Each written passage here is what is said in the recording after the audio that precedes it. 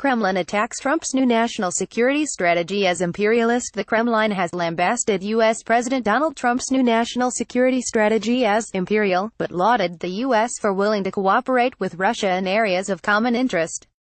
The strategy, published on Monday, is harsher on Russia than Mr. Trump has been in public comments. It accuses Russia of using subversive measures to weaken America's credibility and European governments.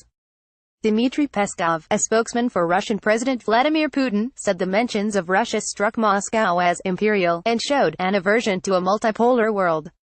Mr. Peskov, however, said Moscow was encouraged by calls to cooperate with Russia in areas that could be beneficial for the U.S.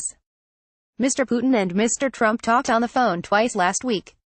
The Chinese government also criticized Mr. Trump's decision to label Beijing a strategic rival and called on Washington to abandon a Cold War mentality and accept China's rise.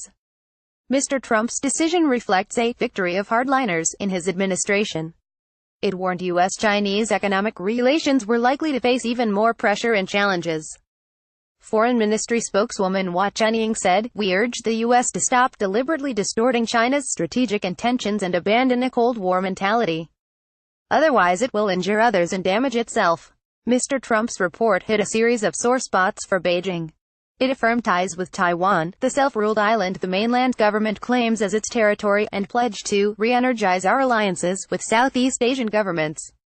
The U.S. and China share one of the world's biggest trading relationships and cooperate in areas from clean energy to public health.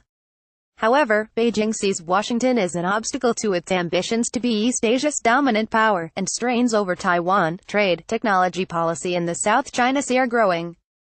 "It is selfish to put your national interest above other countries' interest and the mutual interest of the international community," said the Chinese embassy in Washington. U.S. officials are uneasy about Beijing's rising military spending, already the second highest behind Washington.